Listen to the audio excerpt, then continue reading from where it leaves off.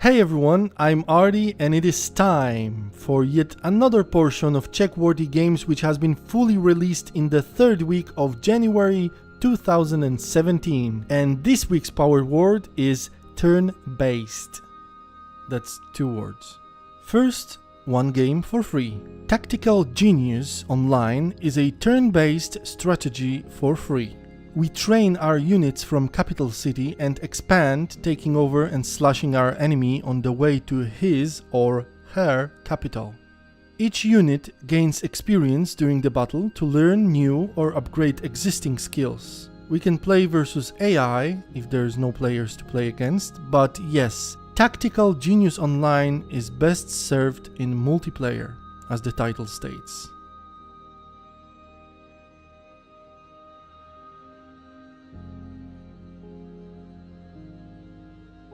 Not much action this week, but the one that is nice. Beat-em-up games are usually badly executed. Most of them look awful and play even worse. But that's not the case in the case of Road Fist. Yeah, the game is smooth, quite nicely looking, and there's ragdoll system. Yay! You give them games some physics and they instantly get more attractive.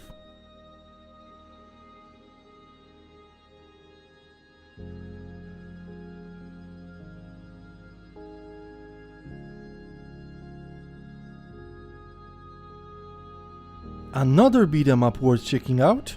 Yes, and this one, in opposite to Road Fist, is fast-paced and based on combos. The art style is pretty cool, especially for those who like pixels. So we have 2 beat-em-up games, made in completely different styles. The price is pretty much the same. Well, good for you fans of beat-em-up games. Good for you. Even though Siegecraft Commander is not the most dynamic game in the world, it's still a decent and quite innovative RTS. The game is based on building our base, and we do it in a unique way by shooting building packages out, just like from Catapult. The building package flies and lands, creating a structure connected automatically with the wall leading back to our main building. The game offers 2 races, humans and lizards, lots of buildings to shoot, 2 single-player campaigns, and of course multiplayer. Oh, and we can choose between real-time or turn-based combat.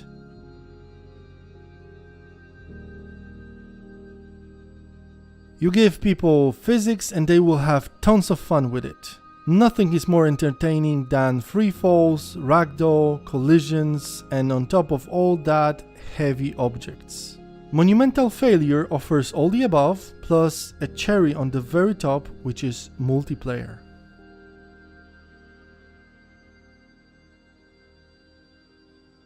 I will unusually wrap up this section with a broken game. Ashbourne looks good, the combat is dynamic and quite engaging, the story takes us on a promising journey, but technically the game is broken, hopefully for now. I do not recommend to buy this game, but Ashbourne is worth keeping an eye on, especially if you are fans of medieval adventures. Who knows, maybe it will be fixed soon. Adventures, turn-based strategies, city builders, puzzles. Let's start from turn-based tabletop RPG because this is what Conclave is. The game is not for everyone. It certainly cannot show off with stunning visuals. But when it comes to the story, game mechanics, variety of playable races, adventures and tactics and co-op mode, it's really well made and solid game.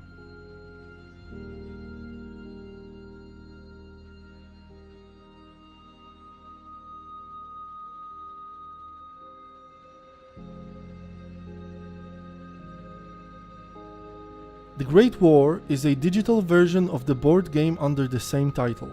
The game offers battlefield from World War I era with artillery strikes. We can play as Germans, British or Canadians.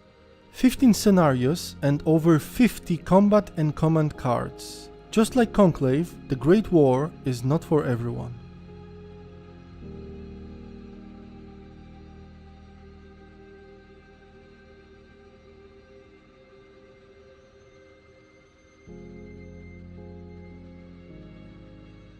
Let's stick to turn-based games for a little more. Galaxy Admirals is a cool little hex strategy. The situation on the battlefield changes all the time due to rotating chunks of hexes on each turn. We can also combine skills, giving us wide range of tactical moves. If the game looks cheap, it's because it is cheap, and the price is low too.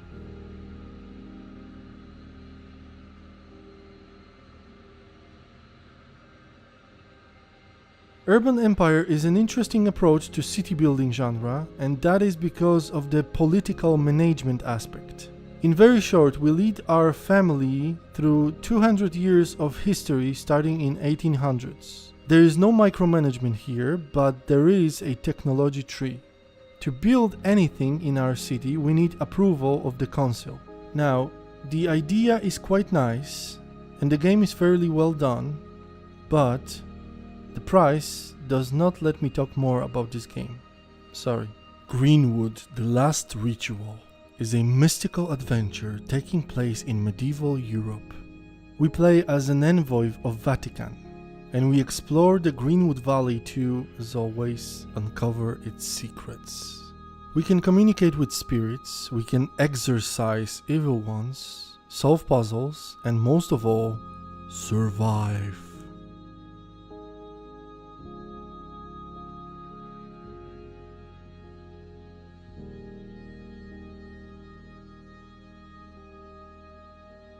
Now this game is something else. I should say it's something that has not been around for decades. It's an interactive movie, as it was once called. The entire thing is a kind of detective story. What we do in this game is watch videos and we click things once in a while. Speaking of games where we watch or read a lot and then click things once in a while, Queen of Thieves is such a game. The story, dialogues, and basically, before we play, we must read tons of dialogues, and finally, when we get to fight something, it's I have to be as objective as I can possibly be, but see for yourself.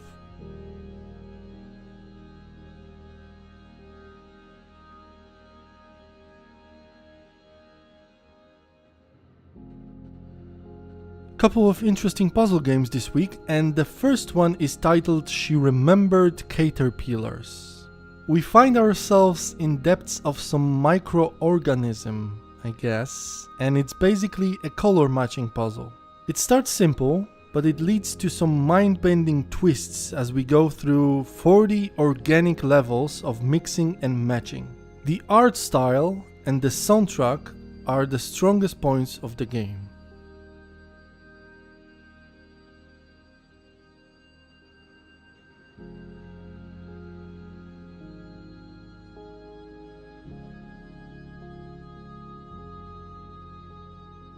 Second of the puzzle games this week is Red's Kingdom, which is also a simple but very nicely executed puzzle game.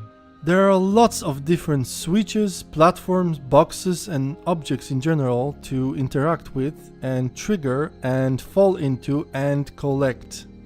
There is really nothing to complain about. Even the price is fair.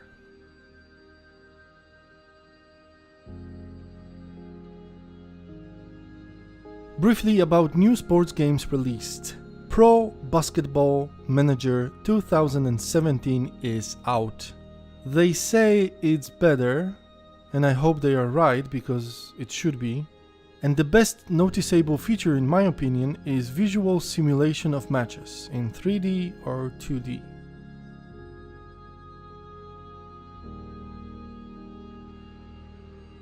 Next one is Bradman Cricket 17. It's also bigger, better, greater. At least it's what they say. And just to make it clear, they, as in developers. And developers like to say things, right? So, if you like cricket, check it out.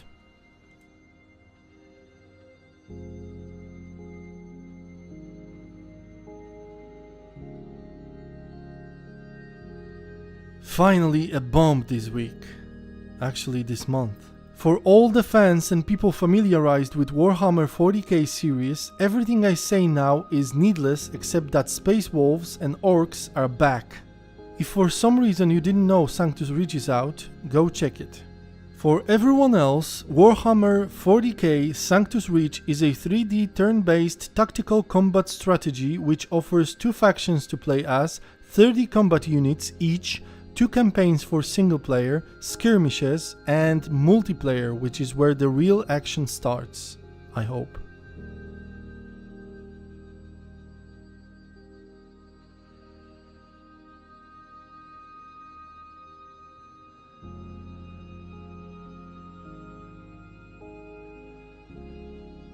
Desert presents the game highlighted by me. Stars in Shadows is a turn-based 4X strategy in space. It's an indie production, if that makes any difference. The game is about building your own intergalactic empire. We start from choosing one of 7 playable factions. Each has its own strengths, weaknesses, technologies, and special abilities. Then we take care of our starting planet. We build factories, farms, research facilities, etc. Next step is building our ships, which we can fully customize, and we send them to explore, expand, exploit, and exterminate. 4X. The game is really well made and it's affordable.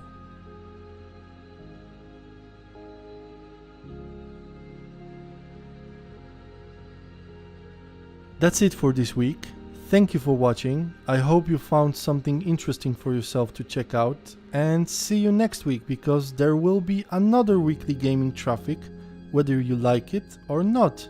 And if you don't like it, tell us why, because we want to improve the series. Have a good week everyone. Bye.